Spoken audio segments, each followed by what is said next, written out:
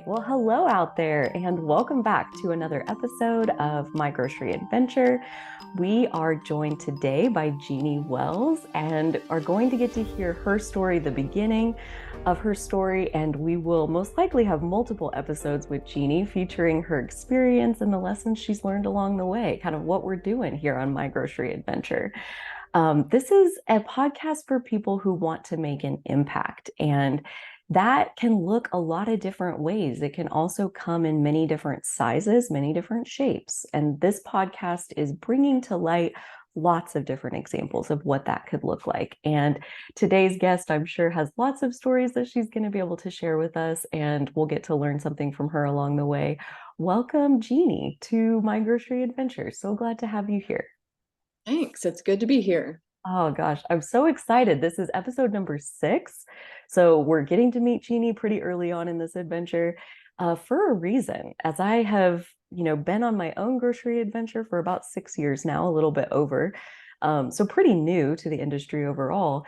Jeanie is one of the people that I met pretty recently, within the last year or two, and I am very impressed is it is the word, and yet it's like a little bit fangirly, and I don't want to really go there. But at the same time, Jeanie, you have a path that looks so much like mine as far as what I've walked and where I would love to go with what I'm doing and the work you're doing. It seems like, we seem to be kind of on very parallel paths, if not you're somewhat further ahead of where I'm at this stage in my game. So I've definitely enjoyed getting to know your story just in the little bits that I've already learned. And so today, hopefully, I'll get even more of the, I won't say magic sauce of like how you do what you do, because one of the goals of this podcast is to kind of burst that bubble that there even is a magic sauce. Like there's really just one foot in front of the other. And so I would love to get to start kind of at the beginning of where were you born? Where did you grow up? And what was that like? What kind of a start to your path did that give you? Yeah, it is interesting thinking back over this. You can make it at this point look like a straight line, but certainly was not a straight line. Yeah. Uh, yeah, I grew up out, in the outskirts of Kansas City, and very much in a neighborhood that looked, like those post-war neighborhoods. A lot of ranch houses. Very suburban upbringing, I guess. My dad was a grocery store. He was a broker, which of course didn't occur to me till years later, like, oh, that's interesting. But he grew up, or I grew up seeing him travel around. The state of Kansas was his sort of territory, and he would work with grocery stores. So he was traveling in and out a lot, so it was my mom and 4 kids a lot. My dad was gone several days each week, and then he'd come home for the weekends when I was really young.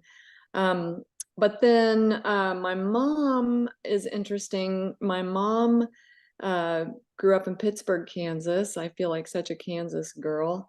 Um, and she kind of fought her way at that time to get a business degree. She very much wanted to be a businesswoman, a career woman. And at the time she was going to college, her parents and the college, Pittsburgh State University, they really almost were trying to make her be a teacher. That's what girls did. Mm. And she wanted a business degree. And I don't know if she was the first or one of the first. I think it was she and one other woman that kind of fought their way through and were the first women to get a business degree from that university. Um, but I bring that up only because I think when I was growing up, here were these role models, just in kind of the, everyday, suburban life. And yet here was my mom trying to, I think, break down some barriers in a way. And so I was the youngest of 4.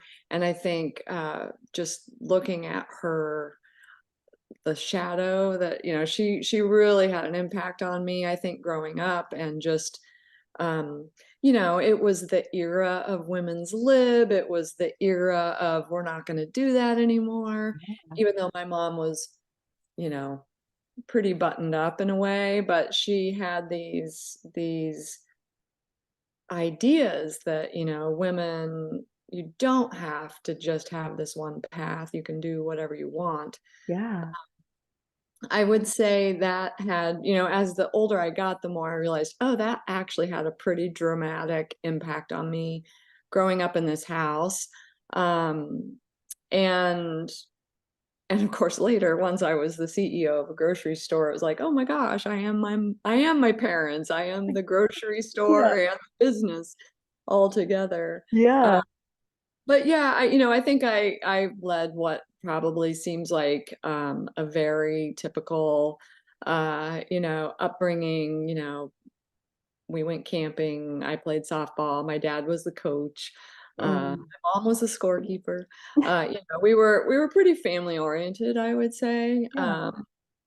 And certainly as um, my dad was on the road a lot when I was young, but he didn't really do that many overnights by the time I was kind of in late grade school. He was definitely home a little bit more. But I, when in the summertime, when it felt like a reward, but I kind of wonder now if it was just my mom getting us out of the house. But it was sort of like if you were good, you got to go with dad for a day and go visit these grocery stores, and I was like 4, and I loved it so much. We'd go to like Iola, Kansas, or, Yeah. Garnett. Yeah. Teeny little stores. And, I'd sit on he was a gum and candy broker. So we always had gum and candy in our house. But the booster seat was, I mean, it's so funny when I think back of this, but it was a case of Dentine, and he'd put the seat belt around me and the case of Dentine, and I would Perfect. sit up high in the front seat, and we'd go. But I loved being in the grocery store, even when I was really little. So it's just weird that that's how things work out. Like Um, your siblings, they didn't all magically end up working in grocery, right? No, and yeah, they did the same thing. But yeah, no, they did not end up in grocery. My dad was just like this. He was just this classic. Um, he just when I think now about, when I had employees and I'd talk about sort of these natural customer service ability, my dad was just so gentle. Everybody like, oh, they loved seeing him walk in the door. He was just a very kind, gentle guy. So he didn't seem very salesman-y, I don't think. He was just like he knew these store owners for Yeah. 30 or 40 years, he knew them forever. They knew their kids, he knew their names, he knew, what each of them was doing. It was very much a relationship based kind of Yeah. thing. And so I suppose that part of it affected all of us. But yeah, I think I'm the only one that really ended up in retail Mm. uh, accidentally. But yes, We'll get to that. Yeah. yeah. Yeah. Uh, But yeah, I mean, I grew up, by the time I was in high school, I was pretty sure that I was going to live in Europe.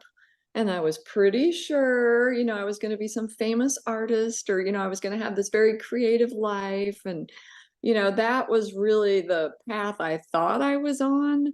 I took, a lot of art classes, and my parents were very supportive, like they really taught, they were like, okay, well, you know, like I remember at some point my mom was talking to me about, like this little business plan of, well, I need to buy, I need to have my own, like, I was very into ceramics, and she was going to help me like build a little, kind of potter's shed in the back part of their property, and I'd buy a kiln, and here's how much it was gonna take, and here's yeah. how I was gonna sell it. And Oh. she kind of helped me think about that. But It's funny though too, because they were very supportive of this notion of mine. And yet, my mom, ever the pragmatist businesswoman, was always like, as a backup, maybe you should take some business courses, just in case the, art doesn't work. Which of course, and at the time I was like, oh my gosh, I'm not going to take business. Like, who? I am not going to do that. Why would I do that? That I had no interest in taking business in college at all. Yeah. And, really resisted her at every turn. She kept trying to get me to do it, and I didn't want to. Which of course later was like, oh, that would have been super handy. The message But you're trying to yeah, get. it was just, yeah, upbringing, grew up in Kansas City. I just feel like it was very stereotypical.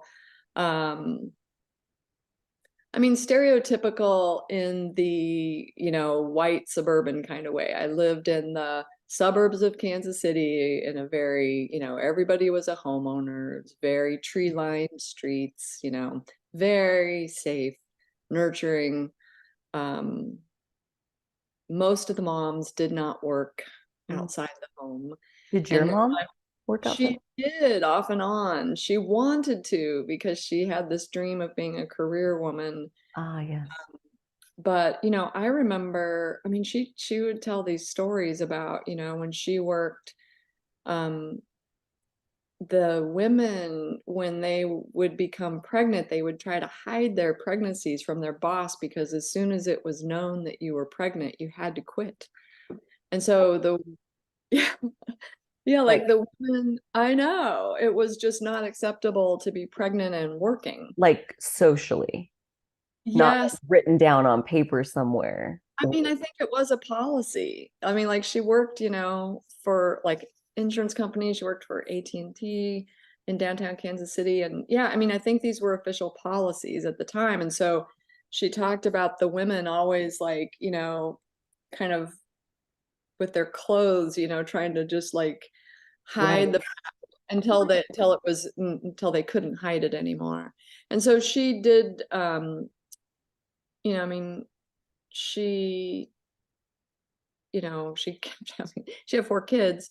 But from when I was like maybe 4-ish, she wanted to go back to work, and that seemed totally normal to me. But I do remember like the moms in the neighborhood would, oh, Jeanie, I see your mom's going to, oh, are your parents having trouble? And That's the only reason.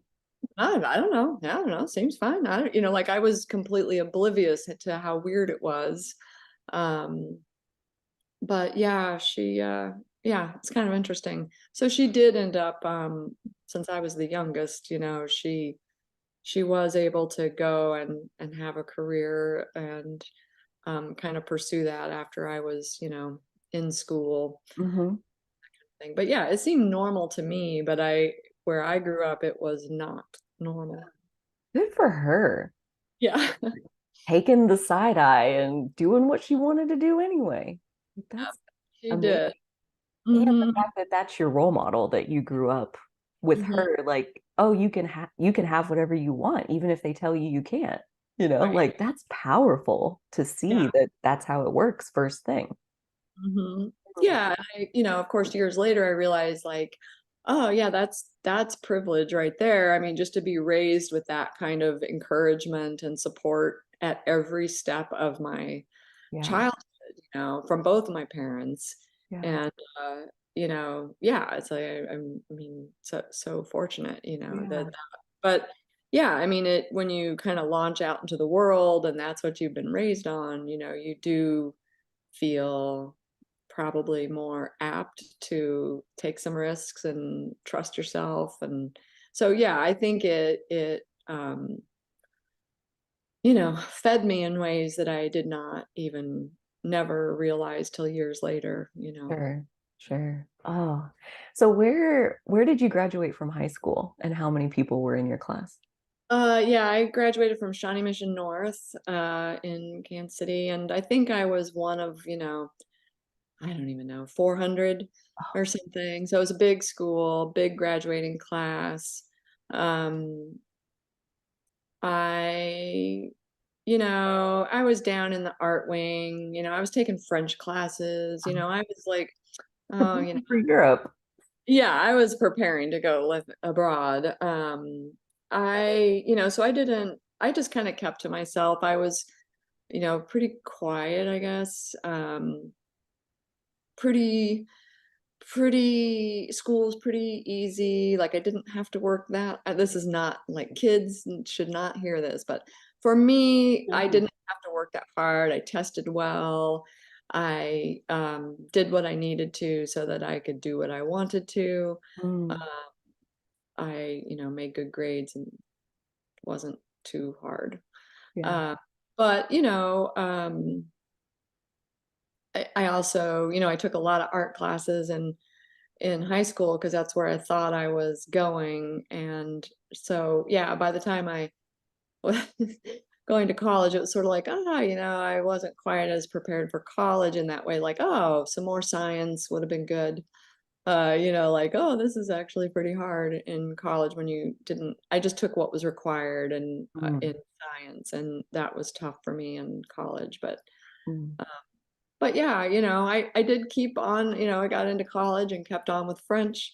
Went to France a couple times, not to live, but just for visits, and never have lived in Europe. So that part didn't ever happen, but I have visited certainly several times. Where did you go to college at? KU.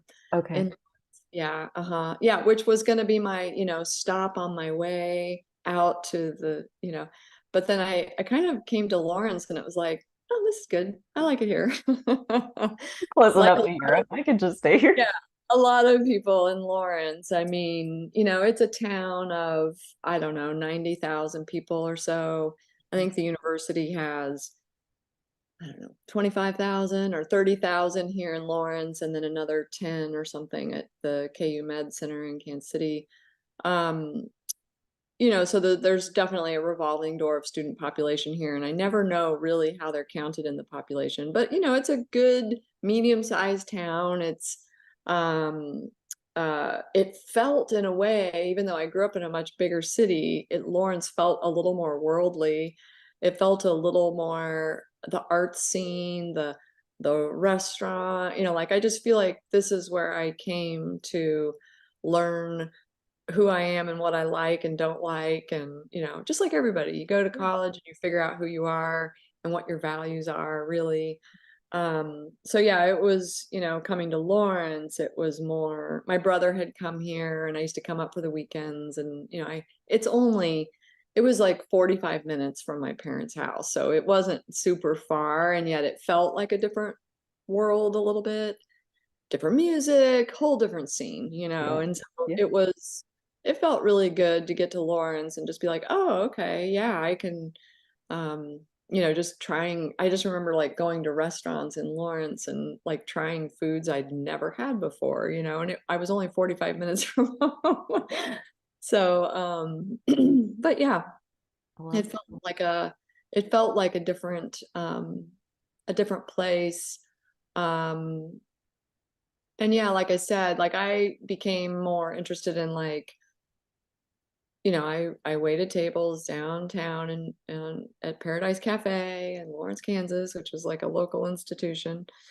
Um, and I started meeting, like, oh, here's Alan Terry. He's bringing here. These are the shiitake mushrooms, and they're grown in Baldwin, Kansas. And oh, here are the greens for the salad, and they're coming from Mark Lumpy, who lives south of Lawrence. And like, I just remember at that time in the restaurant world, just kind of like really becoming much more interested in food, where it came from.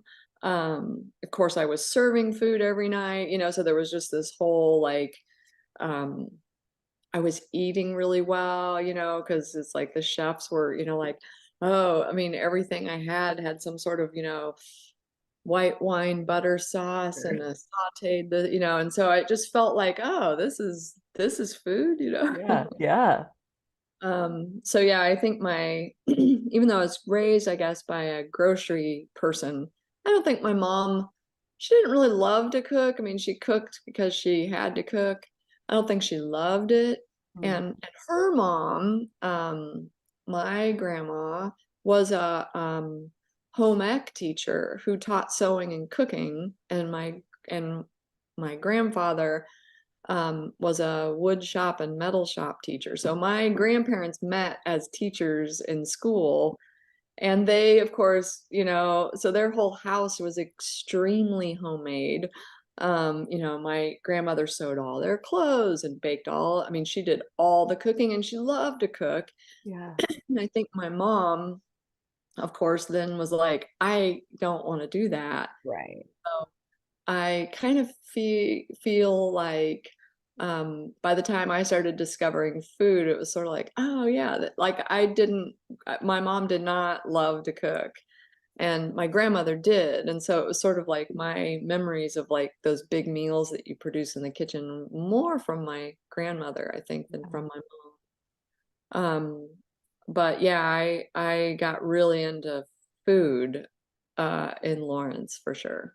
Mm, I love that. That's like one of the best things about a melting pot city, big or small, is the food. And how, like, when you have people from all over the world, they bring their food with them. They bring their recipes and their ingredients. And oh, yeah, that was my experience living in Dallas, was like, I've never even tried any of this Thai Right, food, sushi, Indian food, right, like, none of it. I have no clue. And it was like, how have I not been right. eating this my whole life? It's so delicious. Oh, I love that. I'm a big foodie also. I haven't ever really asked other people in the grocery industry, but maybe that's like a thing. Is like we just really love food. I mean, I think about food a big chunk of the time. Me too. I don't know. Maybe that's just a thing. Yeah. So what was your degree that you graduated with from KU? Yeah. So not grocery. Okay. Like I don't know anybody really that prepared for a life in grocery.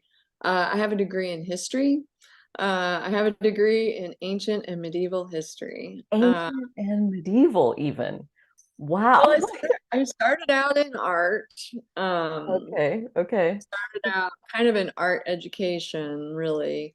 Uh-huh. Um, and then, was taking some art classes at KU. And as part of that degree, the requirement was, to take some art history. And I, started taking the sort of perfunctory art history classes and became very interested in the art history. I think just the cultural, just learning about ancient Greece and, all this. I just found it so fascinating. Like what, for example, what about ancient Greece is fascinating? I mean, I just love, like I loved seeing we talked about the design principles that the ancient Greeks, used to build these, um, the Parthenon or whatever. Like they believed so much in the way something looked that and I can't remember now the names of this, but they would do things like if there's a row of columns, they would make the middle of the column swell slightly so that when you're standing back, because there's a thing that happens when a bunch of vertical lines are together, it makes them look caved in, and they thought that made the temple look weak. So they would make it slightly bulged in the middle. There's a name for this. Uh-huh. I can't remember. But so that when you look at them, they look straight. And so, and they did so many things like that, just so that, um, in their Parthenon, they were, all of their buildings, they, were really into the golden mean, and there were certain dimensions and proportions that all of their structures had because it was visually pleasing and created the space that to walk into a building that has perfect proportions in tune with nature, it would feel a certain way, and I just was like, I just found that so fascinating, that they did a lot to just make it look and feel a certain way. Yeah. Um, of course, for their, wealthy white men only or whatever. I mean, it wasn't for everyone, but But but I was very interested in the just sort of the thoughtfulness of like, wow, here's a civilization. Um, they're building on the shoulders of Egyptians, they're building on the shoulders of Sumerians and Assyrians and all of these ancient cultures, and each one of them, their values of or the Egyptians who, they integrated the themes of nature so much into the, like their columns are all these like leaf pattern, it just, I found it, maybe because I was thinking I was going to be an artist, I was really quite taken by um the way culturally these civilizations integrated art, I mean, so profoundly into the way they designed their entire societies and the way they, assigned value to it. So I thought it was absolutely fascinating. And so yes, I kind of bounced around through KU. I mean, I was art education, and then I think I was in journalism for a bit. I was in poli sci for a bit, but all the while, just as my electives, I was taking these history classes because I found them interesting. So I just kept taking, like, I took all the ancient Greek history they had to offer at KU. And then I ran out of those to take. I took them all. But then I started taking medieval history classes. Same thing. I was just interested in like, wow, so the flying buttress that was used to hold this wall up was like done in this way. The arches are in this way because of this very particular reason. So it was kind of the same thing. I just thought, well, that is absolutely fascinating. And so I just kept taking medieval history classes and as my electives, as I was majoring in all these other things, and then at some point, you know, uh, I was in the counselor's office, just like, all right, I've got like 156 credits of a whole lot of stuff here. What? I need to like wrap this up. This has sure been fun. And and I put myself through school. I worked, and I took out some student loans, and I worked 30 hours a week, and took 12 hours a semester or so. And it took me quite a while, but I did it. And but yeah, at some point there was that moment where I was in the counselor's office at KU, and I'm just like, all right, I need to probably get it. What am I the closest to here? Because What can this we is make out of this pile what of can you make pieces? out of this? I've got a lot of random stuff here. And yeah, like the science, oh, well, when I was in this degree, oh, the science requirements were this and this and this. But when I was over here, I needed to get one in each of these areas. And so it was really just like a lot of credits that I was just, I was just trying to figure out what I liked, I think. And I just didn't want to be bored, which I wasn't. But I was just taking stuff that was interesting to me, basically. And so there was that moment where I'm sitting in the counselor's office, and she's like, "You can graduate with a history degree." And I was just like, "What?" Like you did that by accident. I did that all by accident. I just was interested. And so I took all the medieval history and all the Greek history classes, and she's like, you can graduate with a degree in ancient and medieval history, and also with a minor in Asian history, because I kept taking all these like history of Korean art, history of Japanese art. Yeah, so complete accident. It was just, I love it so much I, though. I don't even know, like, I was just taking what was interesting to me, and I didn't know what I was going to do with my life yet. And so I was like, well, this is interesting to me. So I just kept taking these as my electives. As I thought I was on another path, I was just taking these as, well, this is really interesting. I'll just fill in with these electives. Yeah. Yeah, at some point, I had all of these history credits, and she was like, you can graduate with a history degree. So like And you already had that. She's saying it's a green light. You already Yes. checked all the boxes. There's nothing left to do. Yeah, I think, or maybe I had to take there was, what was it? I had to do an undergrad because I had been in school for more than 5 years. Now they had to, graduating seniors had to do some sort of like senior seminar. I don't know what it was. There was a thing that they had to do, but since I had started before that, they were like, well, they kind of retrofit, like, well, we're gonna have you do a senior project, but it's not gonna be like the other. And so I did have to do, basically they called it an undergrad thesis that I had to write, that in order to graduate. So I think that was my final semester. I wrote this paper on, I wanted to write it on, um, I was working with my professor, Dr. Lynn Nelson, at KU, and the idea I pitched to him for my undergrad thesis was the effect of caffeine on pre-Renaissance Europe. That's really what I wanted. I wanted to prove that once caffeine came to Europe, the Renaissance happened. But I never got to write that paper. But he Okay. instead persuaded me to write what he thought I should work on, which was the international relations of post Third Crusade Europe. So that's what I wrote my undergrad thesis on. Yeah. And so I had to do that in order to graduate, basically. But yeah, I remember calling my mom and like, What was that like? Mom, you are never going to believe this.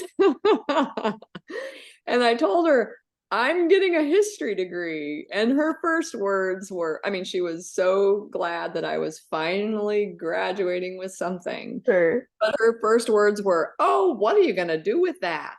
Mm-hmm. I'm sure that's not the only time you've heard that, you Yeah, know? no, right. Yeah, it is interesting. Very well-rounded liberal arts degree for sure. Because yeah, I bounced around. You know, I took Sure. a lot of different stuff. I took meteorology and I took, all the things. Oh, But yeah, so I graduated with a history degree on accident just because I kept taking history classes and had amassed so many and already had all my English and math and science out of the way, foreign language, all of it. So yeah, I graduated with a history degree on accident.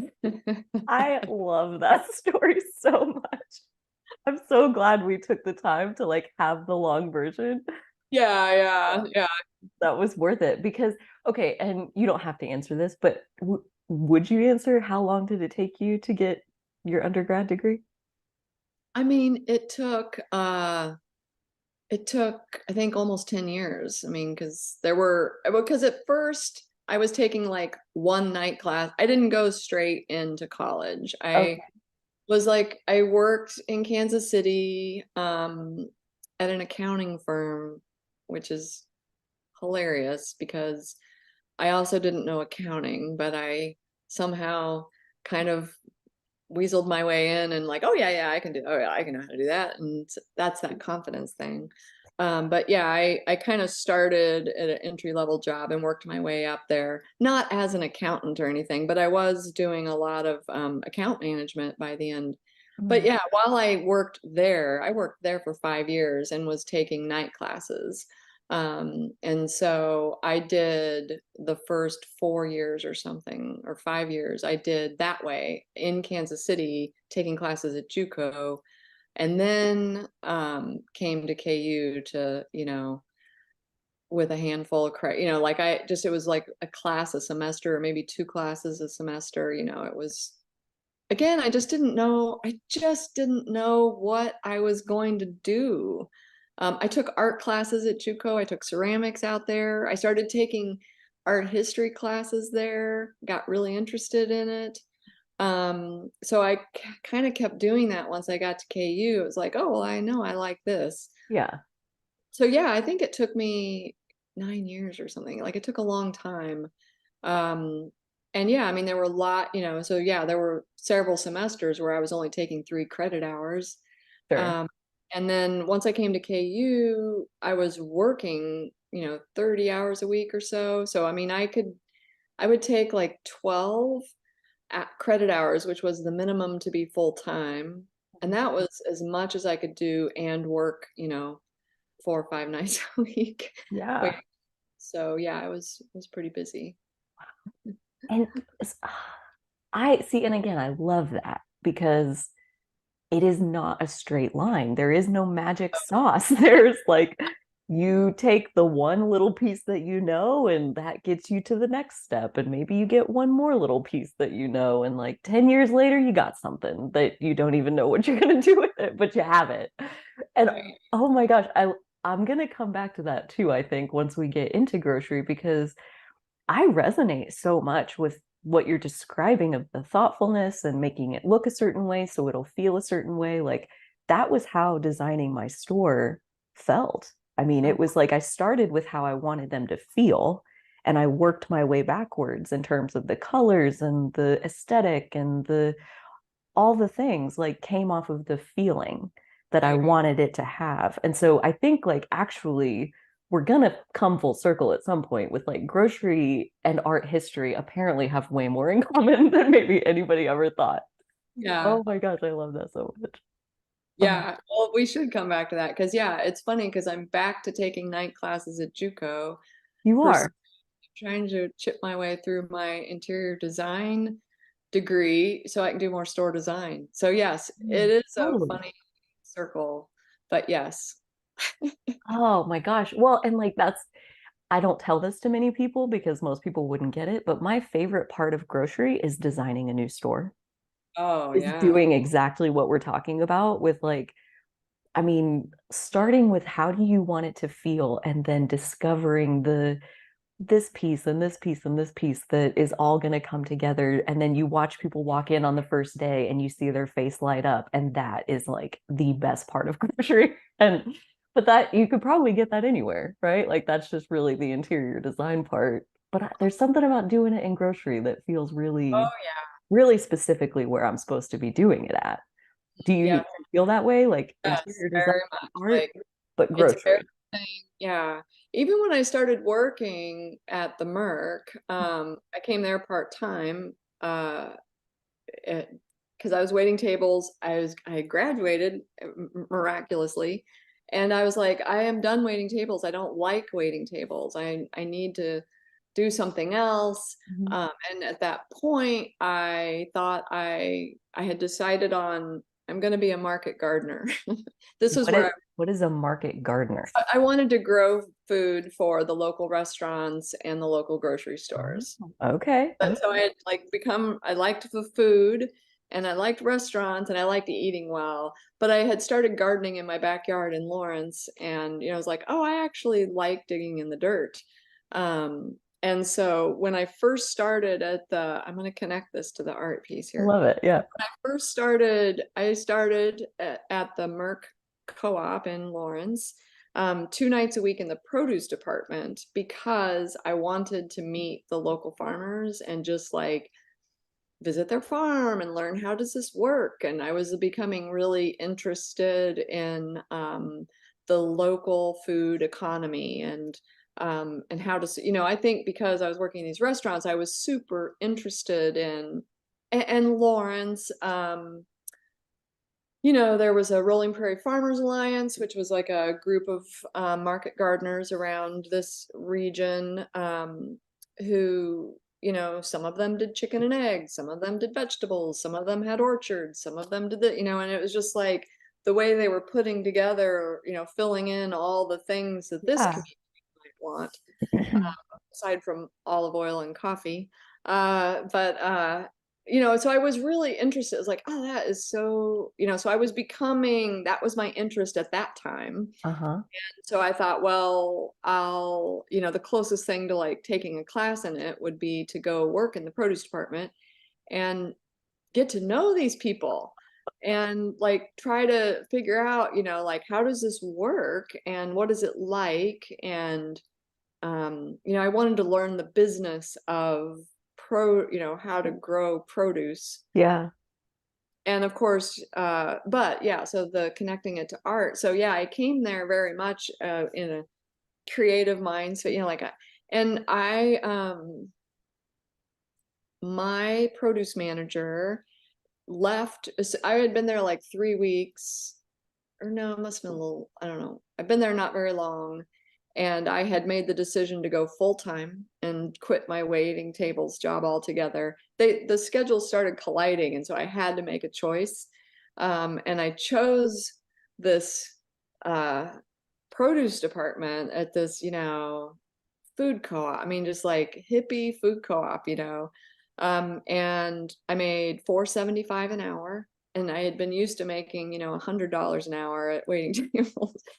So I went from like barely working and making a lot of money to working all the time and making no money. Yeah. Um, Yep. Huge shift. But but right out, so I had just become full time when the produce manager took a 3-week leave of absence, paternity leave. His wife had a baby and he was taking 3 weeks off, and he left me in charge of the produce department, a thing that happens in a food co-op.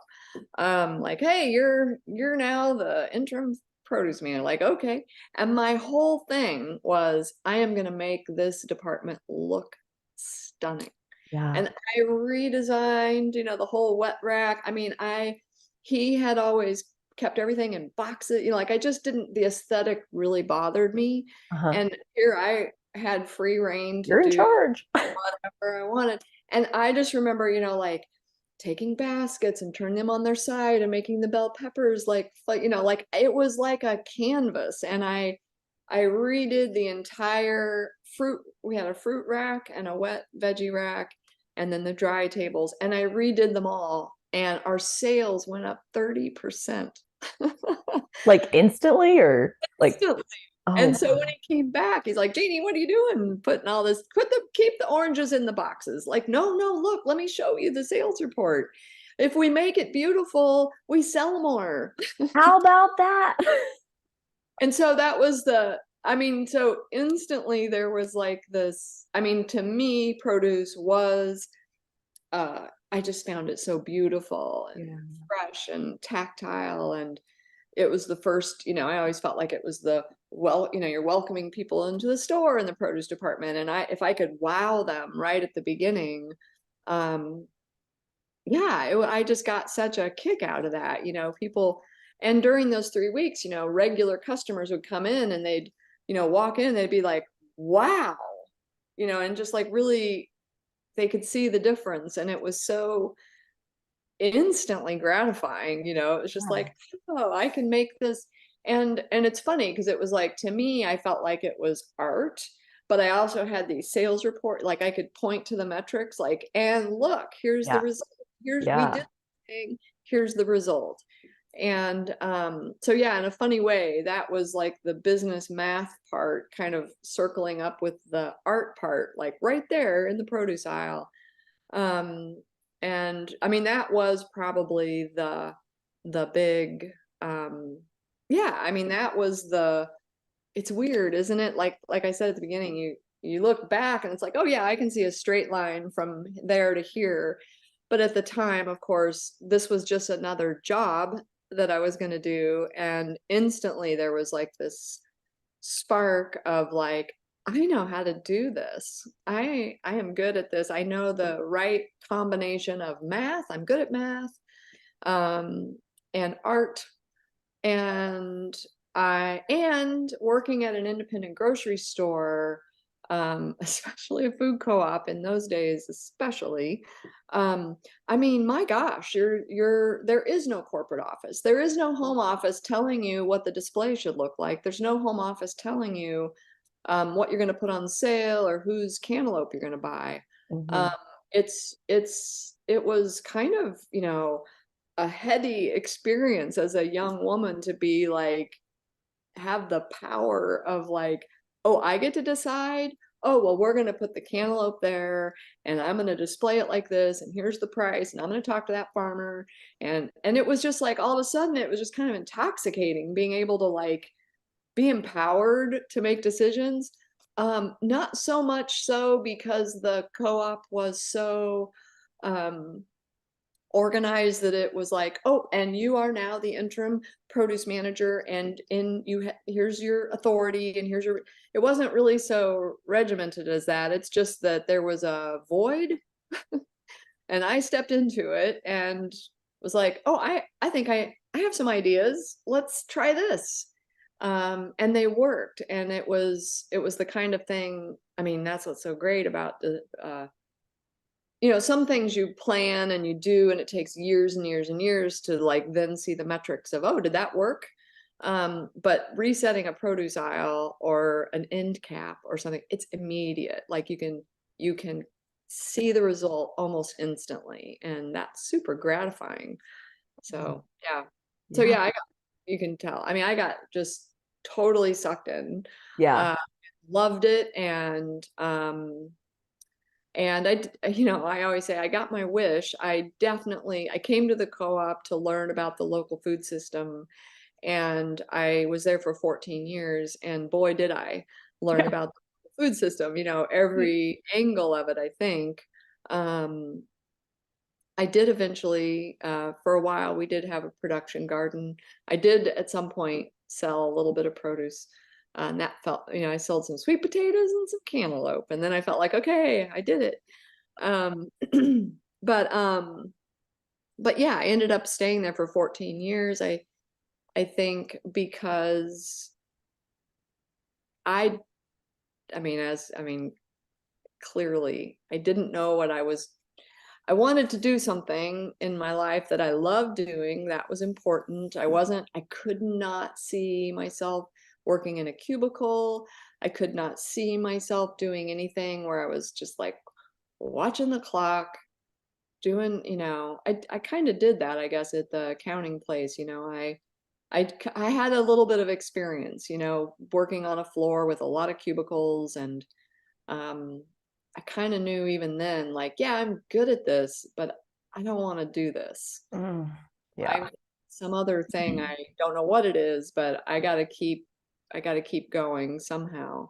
Yeah. So by the time I came to the grocery store, it was just that perfect, it was the right circumstances. I was at that point in my life where I was finally done with school, so I was sort of like, okay, that's done. And now I'm looking forward, trying to figure out what to do.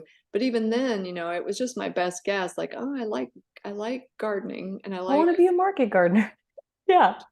That's like one of the things that I want to echo of what you said, that, this was just another job I was going to do, go into the produce department at the Merc. But you also said that you took that job, you wanted it because it was like a class you could take on uh-huh, how this thing worked. And so, like, you went there to learn. You yeah, didn't go there to get paid. You didn't, I mean, you got paid your little 4.75 an hour or whatever it was. Right, your pennies. You got your pennies, yeah, but you were there to learn, and then you stayed for 14 years. And that's something that, like, a living wage is something that comes up a lot in this country, and it's definitely a topic that is a complex discussion. But I think your story is illuminating that there's a lot of ways that people like to get paid, and mm, some of it is financial, some of it's based in money, and some of it's not. Because yeah, I'm right there with you. Like, you can pay me in keeping me interested. You can pay me in growing my skill set, or like adding knowledge to my bank of wisdom or experience or whatever. There's lots that I want to get out of something, way more than just like, what's the paycheck look like? You yeah, know? So for I love that piece, that like you were there to learn, and that's how you got kind of like on this path that ended up your grocery career by accident. sure. Yeah, there's kind Yeah. of common theme here, isn't there? But no, I do think if you pursue what you love, you will end up where you need to, because if you're always pursuing what you love, then you're going to be doing what you love, and so yeah. But yeah, I it was just that, there was a certain kind of confluence of things happening there. Yeah, I was done with school. I was interested in this thing.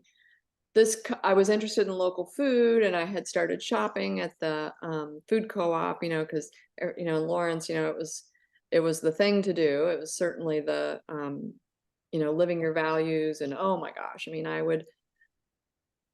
I did have a car, but I would often walk there and like bring my food in my backpack. And, I was trying to like live intentionally, Hmm. whatever that meant, I Sure. didn't even, Your best guess.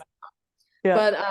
but, but it's funny at the time though, um, uh, the Merc was not in a healthy place at all financially during those years. Uh, it was all natural and organic foods, and there was another grocery store in town called Wild Oats, which was eventually got bought out by Whole Foods bought them, but they were kind of like a little smaller format Whole Foods. They're based out of Colorado, but there was a Wild Oats, and Wild Oats opened their store.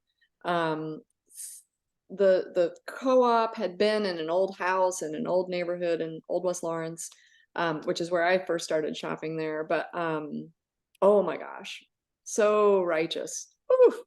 You'd walk in, and if they didn't know you, they would just look. The customer service was horrible. I'm just going to say that, and I Oh, don't care if anybody of that era is listening. It was not a welcoming environment, and here I yeah. was trying to do the right thing, and it was very tough to shop there. But Mm. anyway, the co-op moved from that house to Ninth and Mississippi in um, 1993.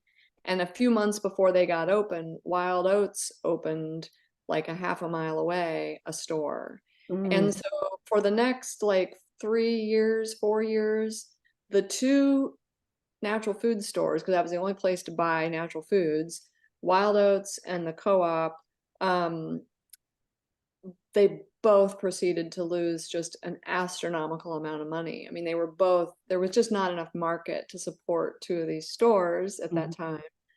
Um, and uh, it's funny, I started there during the Wild Oats era when, I mean, the co-op was on COD with all of its suppliers. It was, And just for anybody who doesn't understand the oh, implications of what you just said, you COD, have to have cash on cash. delivery. And the Right. reason they need that is because they don't trust you to pay later.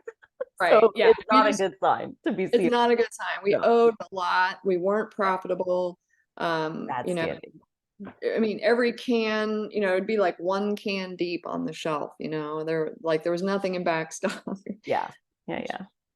Isn't always a bad thing, but in this case it was really touch and go. And it's amazing they even hired anybody during that time. But I think it was because the produce manager knew he was going to be taking this leave. And but yeah, we were not in good financial standing. We had, of course, later I would learn, just years of losses, and very, negative retained earnings, negative equity, all the stuff that happens after years of very deep losses. Hmm. That's also why, I mean, they paid me $4.75 an hour.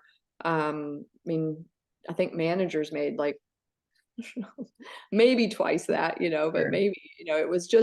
it was really, really lean times when I started there. But within like a couple months of me working there, Wild Oats announced that they were closing their Lawrence store, and our sales went up like 40% the day they closed. And so I feel like the whole time then, so then I was in produce, and then I later was in bulk foods, and then later was deemed the finance manager because the GM learned that I had worked in an accounting office. And so I was suddenly in charge of, because that's also the food co-op way, Right. um, or independent grocery store way, really. It's like, oh, you know something about this? Great.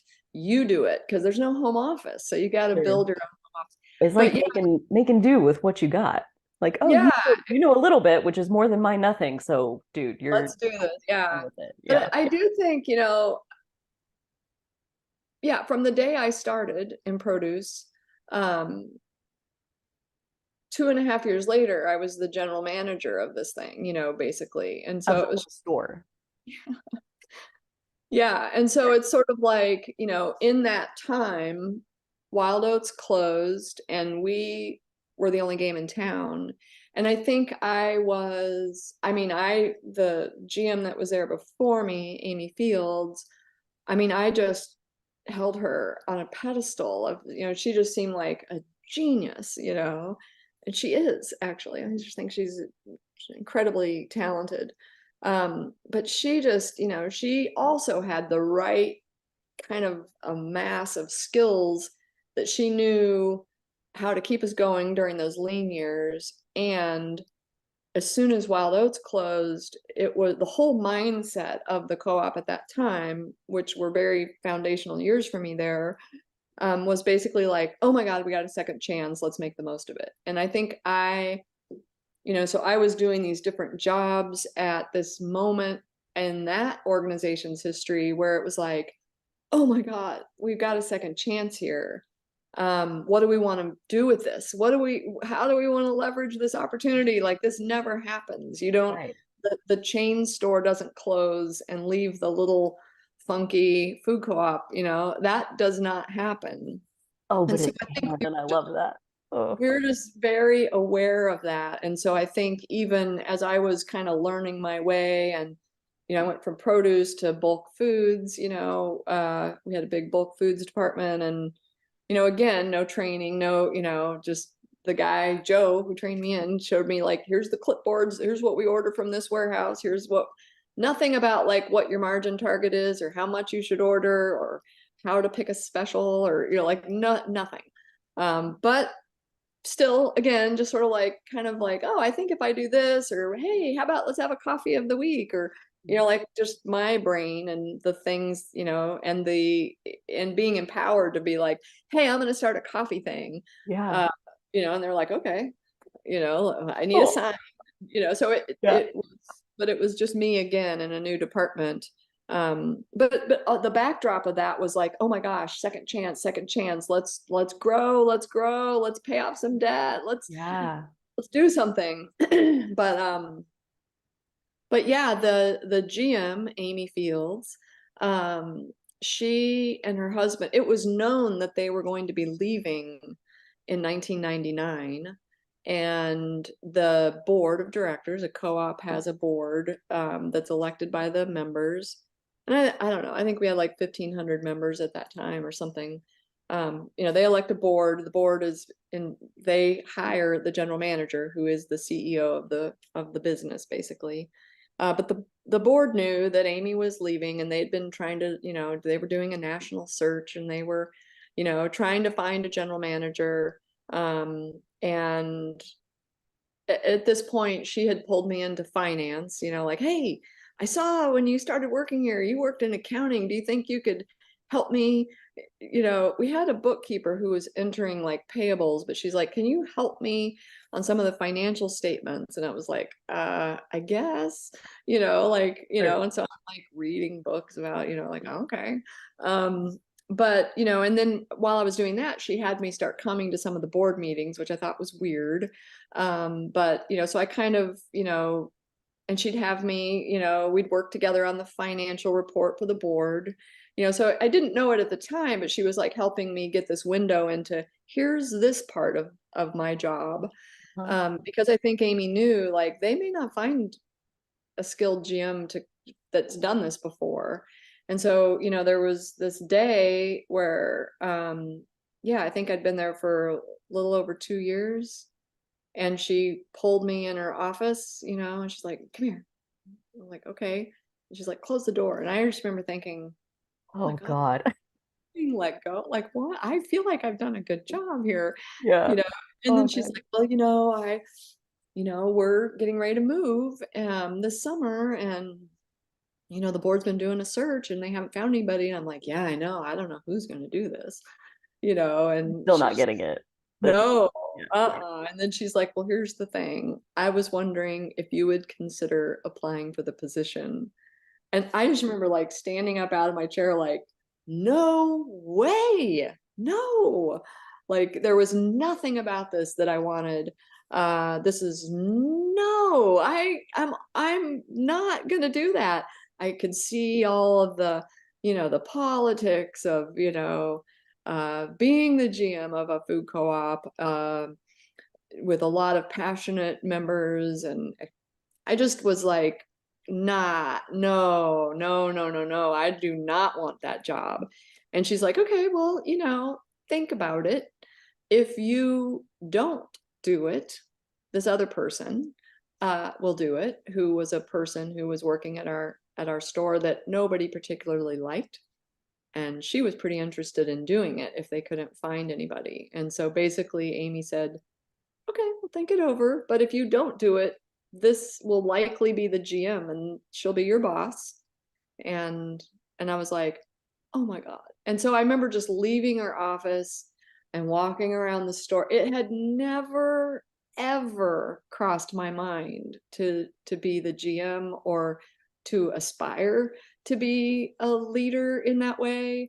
I was just trying to make the store beautiful and sell more groceries, like it never, ever, ever crossed my mind.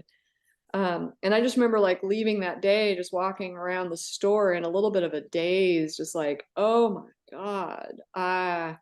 And kind of also realizing like she's right. If I don't, this is going to happen. And that would be horrible for the trajectory of this business. And so, I remember walking home and I was newly married. And I remember we lived close by, and I was walking home that day. And, I got home and I was like telling my husband, like, you are not going to believe the conversation I had today, and he was sort of like, oh, I think you should do it. And I'm like, I don't want to do this job. I don't want this job. And he's like, I think you'd be great at it. I think you should do it. Who else is going to do it?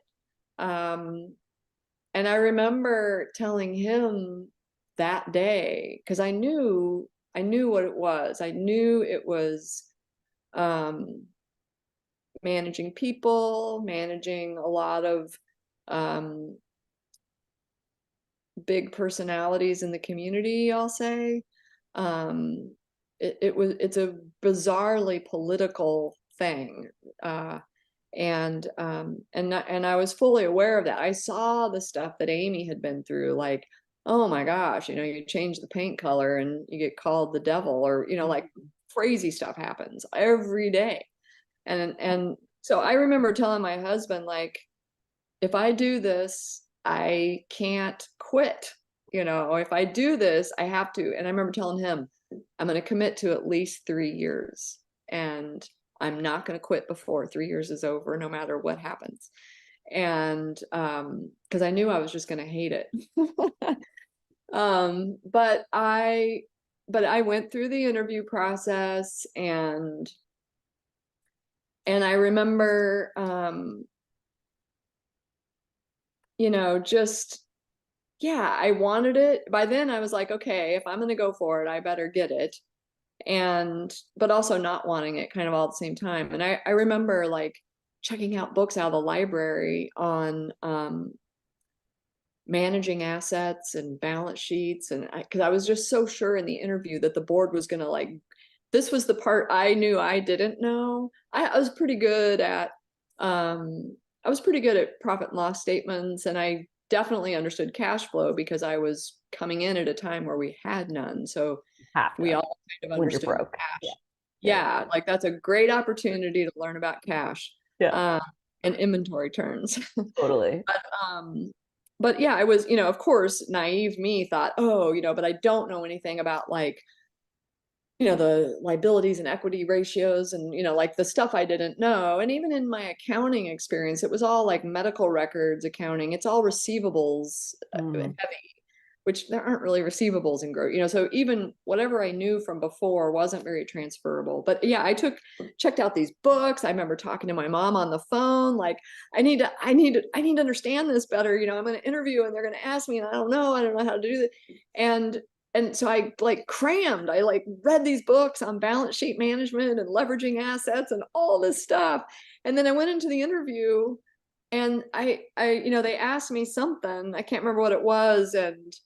And, I said something like, oh, I mean, I guess it would depend on, I mean, technically that's a liability, but I think, in a way, a member loan is, it's subjugated debt and it's almost like equity, or something. And they all just were like, and I could tell at that moment, oh, they don't know anything Right. about sheet. I know much more than them. But yeah, I could tell even at that moment, I thought, oh, I think I just got this job, because they were all just like, that is such a good point. And they just were like, what? And then, yeah, I mean, within a couple days, they interviewed the other person. And then within a couple days, they offered me the job on April Fool's Day, which I thought was appropriate. But it's funny though, because I remember thinking, oh, it's a volunteer board. Um, if they don't know about this, I had better learn this, because no one here knows this, And so I just felt like I really better learn how to manage a balance sheet and cash, and understand healthy ratios between, current ratio and quick ratio and debt to equity and like all that stuff. I really, really learned and internalized it, because I realized, oh, I'm going to be training the board now for years to come on, here's where we're at, here's where we're trying to get to, or hey, we overachieved, and so here's what we're doing with the, we're going to distribute the profits to the members, or like, I took that as like, oh, I better really learn this, because they need me to really understand this, because there's not really anybody else who does. Right. So yeah, I mean, it's funny when I think about it. I'll send you the picture. There's a picture of me in produce, that I use sometimes in my trainings, that shows me like with my apron on, leaning up against the produce rack. It's like, yeah, here I am on my first day, and 2.5 years later, I was the CEO of this business accidentally, um, again, but also like, yeah, this is in weirdly the right mix of who I am and what I'm interested in doing and what I'm good at. Yeah. So like, I think that's part of it, is like, yeah, you want to make a big difference. I was trying to live intentionally. I was trying to really focus on, where does food come from? Um, how do we treat our farmers? What are they up against? Like I was very interested in that. And it just kind of took me to this place of like, okay. And now I'm running this grocery store where I really have my hands on the levers, where we're going to make some decisions based on some of these values. And Totally. um, but also just, I love growing stuff. So like, man, I love a good trend line. I love doing a thing and then being able to see the result. And Yes. grocery stores, it's like you can track sales immediately. Hmm. And there's something really kind of cool about that, So Yeah.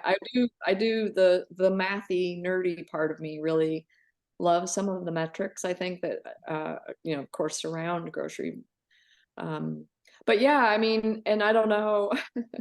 I mean, yeah, so then, but when I became the GM, um, that was in 1999.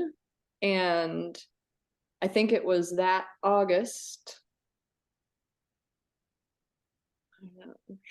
uh, or I guess a year. I had been in the GM for a year when,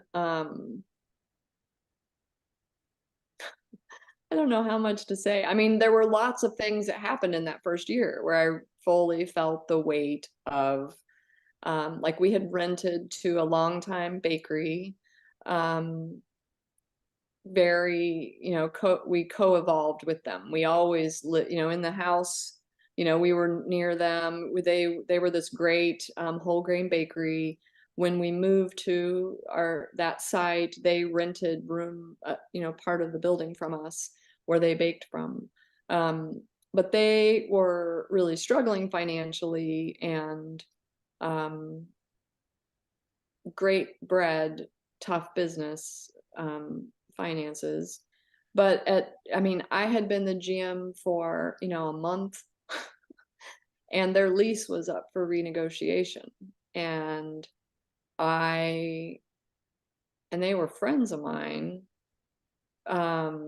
But, I sat there thinking, wow, I am supposed to renew this lease, I have the responsibility to act I'm acting on behalf of all the owners. I have to make good business decisions. I have to be able to justify any business decision to the board or, in fact, the board had to, any leases they had to approve. Um, I couldn't just unilaterally do that. But so I did a lot of research and looked at, it's like, wow, they owed us a lot of back rent, and they were going to be unable, so at first it was like, oh, can you bring this current so we can sign another, 5 years or whatever, and they were not going to be able to do that. And so a month in, I had to make this decision to not renew their lease. Mm, And people picketed the store.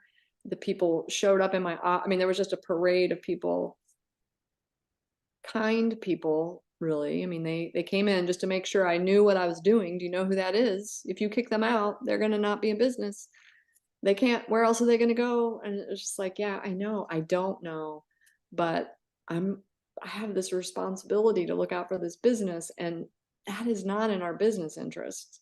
I can't find a way to say yes. And if you can help me, please help me. But I can't figure this out in a way that makes any business sense. And ultimately, I've got to make this decision on that. So yeah, right away, that commitment to stay for 3 years. I mean, yeah. a month in, I was just like, oh my God, I'm out. This is ridiculous. I don't want to do this job. I knew it was going to be like this. Mm, But we got through that. And but yeah, right away, some people, yeah, I mean, I got called a lot of, it was tough, it was really hard to make unpopular decisions at a grocery store, like, yeah. and I knew it would be, but yeah, it wasn't, I survived that. I got thicker skin, which automatically happens, but within, I'm trying to think. So it was a year later, I um got the call that the IGA at Ninth and Iowa, which is an 18,000 square foot store, Yeah. um, was going to close its doors. And the guy who ran that, had called me like a few months before, like, my lease is up in like 3 years, and I'm thinking you guys might be good. You might be in a good place. And it was like, yeah, maybe. And then like 2 months later, I'm on vacation in Seattle, and I get a call from the store like, hey, Jeanie, they just announced they're closing in 30 days. And it was like, what? And so I came back from vacation and had to figure out, okay, we've been profitable for a couple years. We still had negative retained earnings.